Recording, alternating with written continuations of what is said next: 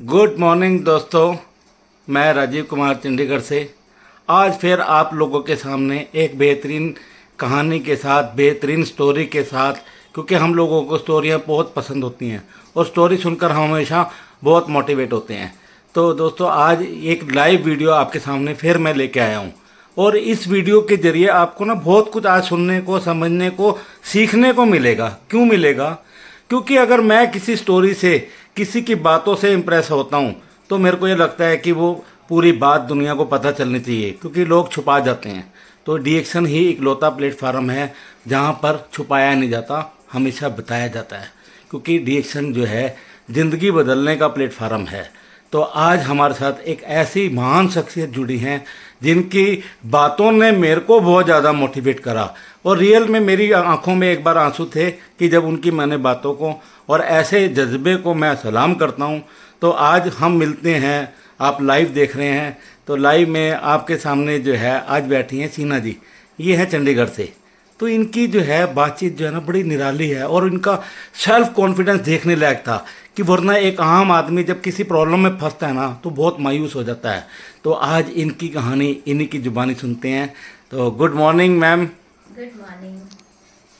जी आज थोड़ा सा जितने लोग लाइव देख रहे हैं, खास तौर पे ये महिलाएं जितनी देख रही हैं, थोड़ा सा आप अपने बारे में बताएं कि कैसे आपको डीएक्शन मिला, कैसे कैसे क्या डीएक्शन यूज़ कर रहे हैं, उसका बेनिफिट क्या क्या मिला। तो थोड़ा सा प्लीज़ इसको शेयर करें जी। मैं वैसे केरल से हूँ, तो मेरे को मेरी फैमिली ने ही इंट्रोड्यूस किया था डीएक्शन के बारे में, वो भी बहुत पहले 2006 के करीब। लेकिन तब मैंने विश्वास नहीं किया था और 4-5 साल तो मैंने ऐसे ही निकाल दिए। लेकिन तब मुझे कोई प्रॉब्लम नहीं थी, तब मैं सिर्फ बहुत ज़्यादा मोटी थी, बहुत ज़्यादा मतलब बहुत ही वही पंजाबी स्टाइल मोटी थी मैं।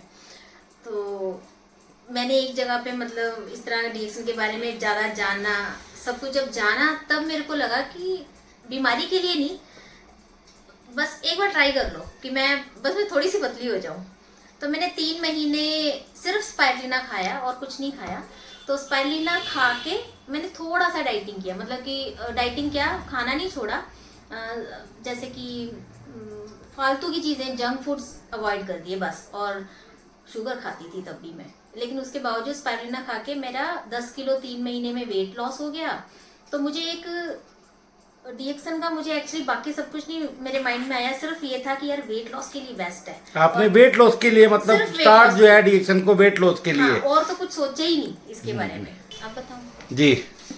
तो ये मैंने पूरा एक बोतल यूज किया था 3 महीने स्पाइरुलिना का, जिससे मेरा 10 किलो वेट कम हुआ। और इसकी खासियत मुझे ये पसंद इसलिए आया था कि इसने मेरे को क्या कहते हैं, रूखा सूखा काला या बिल्कुल ही अपने आप को, मतलब कहते हैं ना, ड्राई नहीं किया मेरे स्किन को या मेरे को थकाया नहीं, बल्कि मैं और एक्टिव हो गई और मेरे स्किन बल्कि टोन अच्छा हो गया। लोग मेरे से पूछने लगे कि क्या कर रही है भी, तू सुंदर हो गई है। तो मैंने कहा है, मैं बड़ी खुश हो गई।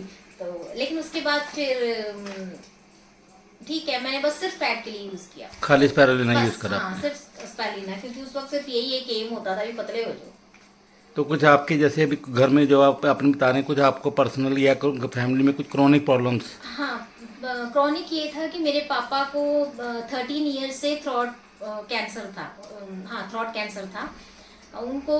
वो भी था, कीमोथेरेपी वगैरह हो रहा था, उनके 4-5 सेशन हो चुके थे। और इस साइड से मेरे एक, नहीं राइट साइड था, राइट साइड से पापा का पूरा वो ब्लैक हो गया था और पूरा ब्लैक, हाथ तक ब्लैक हो गया था पापा का। कान, पापा के यहाँ से खून आता था और पापा बीच में बेहोश हो जाते थे और बहुत सारी प्रॉब्लम्स हो गई थी। तो एक बार पापा ने मेरे को कहा कि मैं तो गया इस साल, मेरी खत्म है। तो उससे 1 साल पहले मेरे को ये था कि मैं ना थोड़ा सा डीएक्शन पापा को दे दूं, स्पाइरुलिना दे दूं, क्योंकि मुझे सिर्फ स्पाइरुलिना का था कि थोड़ा एनर्जी आ जाएगी, क्योंकि थके रहते थे। तो मैंने पापा को कहा कि आप ये खा लो। तो बीच में मैंने थोड़ा पता किया तो मेरे को पता लगा कि कैंसर के लिए बेस्ट है, 4 स्टेज तक वापस आए और 3rd स्टेज तक वापस आ जाता है। तो मैंने कहा पापा एक बार यूज कर लो। तो पापा ने मेरा मजाक उड़ा दिया, कहते इतने बड़े हॉस्पिटल के, कैंसर हॉस्पिटल के बड़े बड़े डॉक्टर्स तेरा 12 साल से 10 साल से 11 साल से ठीक नहीं कर पाए और तुम्हारी ये डब्बियां ठीक करेंगी मेरे को। और पापा है तो हम कुछ बोल नहीं सकते ना। मैं ऐसे ही चुप होगी, मैंने कहा क्या बोलूँ इनको, अनजान लोगों को तो फिर भी जोर लगाएगा, पापा मम्मी को कौन कुछ कह सकता है। तो मैं चुप।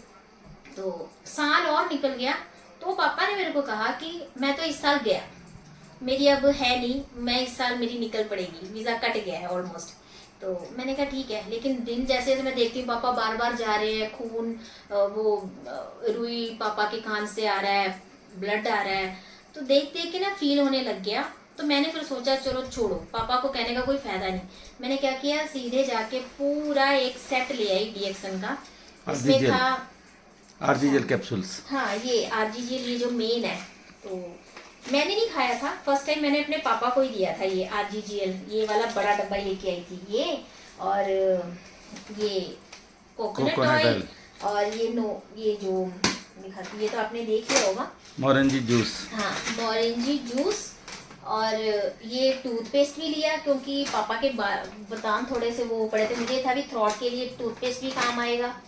और नोनी सॉरी ये और मैंने वो भी लिया था टी, पापा के ऋषिगेनो टी। हाँ, ऋषिगेनो टी लिया था। तो लेके आ गई मैं, क्योंकि पूछने का कोई मतलब ही नहीं रह गया था। तो मैंने पापा को कहा कि पापा ये खाओ। पापा मेरे को बोलने लगे तू पागल हो गई है, तेरे को क्या जरूरत थी ये सब लेने की, ये सब फालतू है।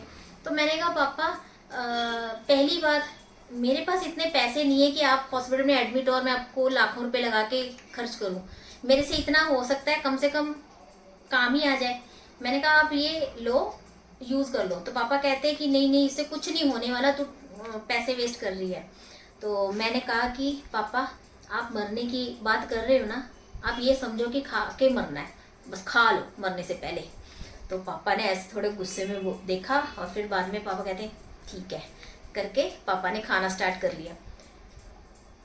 हफ्ते बाद पापा को वो चाय पीने से इतना फर्क पड़ा, हफ्ते 10 दिन समझ लो, कि पापा खुद वो पानी चाय का वो खत्म होते ना, खुद ही बनाने लग गए। मैंने कहा पापा ये क्या? तो पापा कहते वो क्या है ना कि मैं आजकल, मेरे को ना बेहोश बीच बीच में जो होता था, या चाय ना पियो तो मेरे को जो दिमाग वो होता था फॉगी, और मैं लुढ़क जाता था, वो खत्म हो गया है। तो मैंने कहा अच्छी बात है। तो मैं तो वैसे ही, क्योंकि मेरे को तो ये था कि पापा ने बाद में भी सुनाना ही है, लेकिन पापा को इतना, क्योंकि पापा मेरे ना वैसे भी थोड़ा कम थॉट की वजह से ना ये फालतू का खाना वैसे ही नहीं खाते थे। रोटी मेरे पापा भिगो के खाते थे, नरम करके। हाँ, नरम करके खाते थे, क्योंकि निकलता ही नहीं था। कोई मूंगफली या कोई चीज़ तो खाते ही नहीं, या फिर हम हर चीज़ को पीस के या उसको पेस्ट बना के देते थे। तो एक तरीका होता है खाने का, टेस्टी खाने का, वो चीज़ पापा की लाइफ में ख़त्म हो चुकी थी ऑलमोस्ट। तो जब ये खा के 1 मंथ या 2 मंथ लग गए, 1.5 महीना, 1 मंथ 2 मंथ नहीं, 1.5 महीने बाद ना मैंने पापा को आलू के परोठे बना के दिए। मेरे पापा ना ऐसे बैठ के रो रहे थे। मैंने कहा पापा क्या हुआ क्या हुआ? मेरे को ना ऐसे, एक तो वैसे ही डर लगा रहता है जब देखो पापा मौत की बात करते रहते थे। मैंने कहा पापा क्या हुआ क्या हुआ? पापा कहते 13 साल बाद परोठे खा रहा हूँ। क्या हुआ? तो हम सब बहुत खुश थे, और पापा का ये सारा ठीक हो गया, और एक 1.5 डोज में ही पापा ठीक हो गए, क्योंकि अंदर कोई ज़्यादा जंक फूड गंदगुंद था नहीं, और बिल्कुल ही ठीक हो गए। उसके बाद उन्होंने कुछ नहीं खाया सिवाय स्पायरुलिना और चाय पत्ती के, बस उसको रेगुलर रखा। बस मेरे पापा बहुत हेल्दी है, घूमते हैं फिरते हैं, पापा बिल्कुल सही है। तो उसके बाद जो है आपको क्या हुआ? जो मेन पार्ट था, क्योंकि इस हंसी के पीछे एक बहुत बड़ा दर्द है दोस्तों। तो ये जो है बहुत एक बिंदास लेडी है। तो उसके बाद की कहानी क्या हुई? उसके बाद, उसके 1-2 साल बाद क्या हुआ कि मैं मतलब एक बस में सफ़र कर रही थी, तो बैक सीट में बैठी थी। तो उसके चक्कर में मेरे को थोड़ा सा पता नहीं क्या हुआ, लेकिन उठा पटक में मेरी कमर में यहाँ इतना दर्द हुआ कि मेरा ये राइट पैर हिल ही नहीं रहा था। मुझे लगा मेरी या तो हड्डी टूट गई या कोई नस का बुरा हाल हो गया, कुछ तो गड़बड़ है। लेकिन वो मेरी आदत है, मैं हॉस्पिटल जाना, डीएक्सन यूज़ करने के बाद, तो स्पायरुलिना यूज़ करने के बाद, डीएक्सन पूरा नहीं कभी यूज़ किया, सिर्फ स्पायरुलिना यूज़ करने के बाद मेरे को साइनसाइटिस की प्रॉब्लम थी बचपन से जी। मुझे ये पता ही नहीं, मैं इतनी बेवकूफ़ थी कि मुझे पता ही नहीं कि मुझे साइनसाइटिस है। और ये साइनसाइटिस मेरा ये एक बार स्पायरुलिना खाने के बाद मेरा साइनसाइटिस कम्प्लीटली ख़त्म हो गया। तो उसके बाद आज तक मैंने सिर दर्द की दवाई नहीं खाई, कम से कम 7-8 साल हो गए, हाँ हो गए, जो भी है, अब मैं बातें गिनती हूँ। तो मैं इतने सालों में मैं सिर दर्द की दवाई नहीं खाती, लूज मोशन की दवाई नहीं खाती, कोई क्या कहते हैं पेट दर्द की होगी या किसी भी तरह की कमर दर्द हो गया, ये सब होता है क्या मुझे पता नहीं जी। और जैसे लेडीज प्रॉब्लम्स है मुझे वो भी नहीं है, सब कुछ सही चलता है, बस हाँ मोटी हूँ, पेट फूला हुआ है, लेकिन मैं कहती हूँ चल ठीक है यार, क्योंकि मैं एक्टिव बहुत थी। तो ये जब हुआ तो मुझे लगा यार थके हुए हैं, मोटापा है, हो गया, कोई बात नहीं, ठीक हो जाऊंगी। तो क्योंकि अपने ऊपर बड़ा वो था कि मैं बहुत एक्टिव हूँ या सॉरी हेल्दी हूँ, लेकिन ये हुआ नहीं। मैंने 1-2 महीना अपने आप को कोशिश करती गई, लेकिन बाद में जाके ये मेरे लिए इतना दर्द हो गया कि मैं इसमें क्या कहते हैं अपने कुर्सी से या बेड से उठने के लिए मेरे को 15 मिनट्स तक लग जाते हैं और मुझे वॉशरूम जाने में प्रॉब्लम होने लग गई।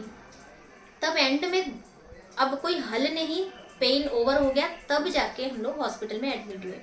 एडमिट नहीं हुए, दिखाने गए, मुझे लगा शायद ऑर्थो में जाना होगा, ये सोच के ऑर्थो में गई, लेकिन ऑर्थो वालों ने मेरी पूरी चेकअप वगैरह करने के बाद MRI निकाला, एक्सरे निकाला, स्कैन निकाला, सब कुछ निकाला, करा के उन लोगों ने मेरे को एडमिट करने होने को कह दिया। मैं एडमिट भी हो गई। एडमिट होने के बाद उन्होंने अगले दिन दूसरे डॉक्टर आ गए। मैंने पूछा कौन क्या, एक तो मुझे आधी बात तो वो लोग बताते नहीं।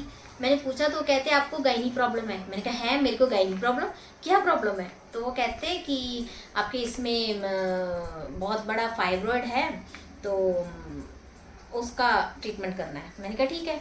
तो वो कहते कि ऑपरेशन करना है आपका, यूट्रस ओवरी सारा कुछ निकाल। मैंने कहा वो तेरी, मैंने कहा नहीं, आप वजह बताओ, क्योंकि डीएक्सन एक माइंड में है कि वो हर चीज़ का हल है, लेकिन ये लाइन भी पता नहीं ना, जब अपने ऊपर आती है तो सारा डीएक्सन सारा दिमाग से उड़ जाता है 1 मिनट के लिए।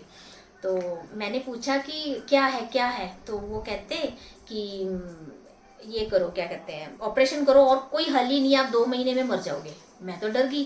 तो लेकिन बाद में मैंने इनसे पूछा कि मतलब मेरी प्रॉब्लम मेन क्या थी? चलना, बंदा चल ही नहीं सकता, ऑपरेशन करवा के करना क्या था? तो मैंने उनसे पूछा कि क्या मैं इस ऑपरेशन के बाद चल पाऊंगी? तो उन्होंने मेरे को कंफर्मेशन दी। जो मेन डॉक्टर थी वो तो चुपचाप निकल गई, जब भी पूछो चुपचाप निकल जाती है, लेकिन जो जूनियर थी मैंने उनसे ज़रा पूछा तो वो कहते हमें ना कोई भरोसा नहीं है, ऑपरेशन से आपका सिर्फ ये ठीक हो जाएगा कि चलो रसौली निकाल दी। तो मैंने ना डीएक्सन के जो किसी को मैंने जैसे एज ए हेल्प करते हुए या किसी को सुनते हुए, इन सब चीज़ों के क्लासेस देखते हुए, इन सब में मैंने ये देखा कि रसौली जिनकी भी होती है, फाइब्रोइड होती है ना, वो एक बार ऑपरेशन कर भी लेना तो कुछ परसेंट, 2-4% या 10% कुछ होके बाकी सबको दोबारा आता है। तो मैंने कहा यार ऑपरेशन लाखों का करो फिर ये दोबारा। तो मैंने कहा नहीं, सबसे पहले तो मुझे चलना है, आप मुझे को पहले इसका ट्रीटमेंट कर दो। कहते नहीं, पहले हम ऑपरेशन करेंगे फिर अगर जैसे अभी डॉक्टर्स की जो है आपने ओपिनियन ली कि रसौली के अंदर ऑपरेट करने के बाद, क्योंकि कंफ्यूज हो जाएंगे कुछ लोग, हाँ। कि मैं क्लियर कर रहा हूँ कि ऑपरेट के बाद कुछ लोग ठीक होते हैं भी और नहीं भी होते हैं, हाँ। कोई मतलब गारंटी नहीं है। हाँ, उस वक्त हो जाते हैं। हाँ। क्योंकि मैं खुद पर्सनली कई लोगों से मिली हूँ जो बहुत दुखी हैं। अच्छा। और उसके बाद उनके अपने माइंड वर्क नहीं कर रहा, किसी की हाथ पैर में प्रॉब्लम, किसी की नसों में प्रॉब्लम है, किसी की कमर में दर्द है। मैं ऐसे खुद लोगों से मिली हूँ, तो मेरे को ये हो गया कि यार मेरा भी ये हाल होगा। मैं तो जितना हो सके भाग दौड़ करने वालों में से। तो फाइनल डॉक्टर ने जब मतलब आप बिल्कुल चल नहीं पा रहे थे उस टाइम? नहीं, बिल्कुल चल नहीं पा रही थी मैं। तो फिर चलना कैसे होता था आपका? किस तरीके से हॉस्पिटल पहुंचे, कैसे हॉस्पिटल? मेरे को वॉकर के साथ? हाँ, मैं उस वक्त भी पूछते वक्त भी तो पहले तो एडमिट थी, तो उसके बाद उन्होंने कहा कि आपका इसमें कैंसर है। तो सुन के तो एकदम डर, तो कैंसर से मुझे इतना डर नहीं लगता क्योंकि पापा का जो ठीक करके मैं खुद डॉक्टर बन गई हूँ ना। तो लेकिन उन्होंने जब ये सब कहा कि ये तो काट के ही फेंकना है, तो 1 मिनट के लिए, क्योंकि घर वाले ना बहुत प्रेशर डालते हैं, जितना मर्जी वो कर दो, वो कहेंगे नहीं नहीं डॉक्टर ने कहा है तो काटो, वो डॉक्टर ने कहा तो खाओ। हमारी कोई सुनता नहीं और हम क्या करें, चलो छोड़ो, बीमार बंदे की कोई नहीं सुनता। तो मैंने उन्होंने आपको ये बोला कि 10 डेज के बाद आपने आना है, उन्होंने कहा कि बायोप्सी करवानी है। ओके। वरना मैं तो वहाँ हफ्ते से एडमिट थी, लेकिन मेरे को पेन किलर के अलावा कुछ नहीं दिया गया। मेरा 1 लाख रुपए बिल बन गया। ठीक है। लेकिन वो कहते हैं ऑपरेशन के बाद हम करेंगे जो करेंगे। ठीक है। मेरा सिर्फ ये था कि पहले आप मेरे को चलवा दो, ऑपरेशन तो मैं जब मर्जी करवा लूंगी। उन्होंने ये नहीं किया, तो मेरे को भी थोड़ा ना, एक तो डीएक्शन की नॉलेज थी भगवान की दया से, वो भगवान ने ही बचा लिया। अगर मुझे पता ना होता ना तो मैंने तो उसी दिन ऑपरेशन करवा लेना था। तो कम से कम अपने ऊपर जब आती है ना तो एक ट्राई तो करना चाहिए ना। जब मैं दुनिया को बता रही हूँ डीएक्शन अच्छा है, सब कई लोगों को मैंने कहा है, खिलाया है कई लोगों को, तो फिर मैंने कहा कि नहीं। तो मेरे घर वाले, मेरे फ्रेंड्स, मेरे जान पहचान के सब लोग मेरे एंटी हो गए। सबने कहा कि तू ना पागल हो गया अकड़ रही है, तेरे को अहंकार है, ये सब कुछ नहीं होता, ये सब वो होता है, ये होता है, एमबीए आगे वो आगे, सब अपना धंधा करते हैं। पर मैंने तो खुद एक्सपीरियंस किया ना हर तरह से। तो मुझे ये था कि मैंने कहा कोई बात नहीं, एक बार मैं अपने पे भी तो ढंग से करूं, फैट फ्री वो सब कुछ छोड़ो, लेकिन एक ढंग का कुछ कर लूं, क्योंकि मैं नहीं चाहती कि फालतू में मेरा ऑपरेशन हो। तो फिर आपने डीएक्शन यूज करी? मैंने फिर वहां से जब बायोप्सी के इस चक्कर में उन्होंने मेरे को 10 दिन घर भेजा, उस चक्कर में मैंने कहा मैं 2 मंथ बाद अपना कैश वगैरह सेट करके आती हूँ। ठीक है। क्योंकि उसके लिए वो फ्री में तो करेंगे नहीं, तो मैं वो सब मतलब डॉक्टरों आपने यही बोला कि अभी मेरे पास पैसे नहीं है, हाँ, मैं पैसे अरेंज करके फिर करके आपके पास आती हूँ। आऊंगी। बस वो करके मैं निकली। लेकिन मैं चलती नहीं थी तब भी। ठीक है। मेरे को तो देख के लोगों को तरस आता था, ये हाल था मेरा। मेरे को घर में भी वॉशरूम जाने के लिए मेरे बच्चों को मुझे पकड़ना पड़ता था। मेरी छोटी बेटी मेरे को नहलाती थी, मेरा ये हाल था। मेरे को देख देख के कई लोग रोते थे, क्योंकि लोगों को लगने लग गया कि मेरी मौत हो जाएगी। और किसी ने कहा कि सेकंड ओपिनियन ले लो, तो मैंने एक फोर्टिस के डॉक्टर से भी सेकंड ओपिनियन लिया था। उन्होंने भी कहा कि ऑपरेशन करा लो, आपके पास 2 मंथ से ज़्यादा नहीं है। जो मुझे लेके गए थे ना, उन्होंने जब मैं चलने लगी ना, उन्होंने मेरे को कहा आप जिंदा कैसे हो मुझे पता नहीं। उस डॉक्टर ने तो मुझे हमें ये कहा था कि ये ज़्यादा दिन की मेहमान, अब ज़्यादा दिन की नहीं है, बस मेहमान है ये। तो अब बाद में पता लगा, चलो छोड़ो। तो मैंने इनको क्या कहते हैं, बस उसके बाद मैंने प्लान किया कि मेरे को बॉडी में क्या चाहिए क्या नहीं चाहिए। मैं ही मेरी डॉक्टर हूँ, मेरे को किसी ने नहीं बताया कि मैंने क्या करना है। मैंने बस लिस्ट निकाली, एक अपने माइंड में अपना डॉक्टर बनी। मैंने अपना एक पूरा कोर्स तैयार किया, उसमें मैंने RGGL लिया। तो तकरीबन सारे डीएक्शन के ओवरऑल प्रोडक्ट आपने कंज्यूम करे? मैंने उस टाइम के लिए कितना टाइम हो गया इस बात को? अभी तो साल हुआ है मेरे को, चलने लगे को साल हुआ है। अच्छा। हाँ, अभी थोड़ी दिनों पहले की तो बात है। अच्छा।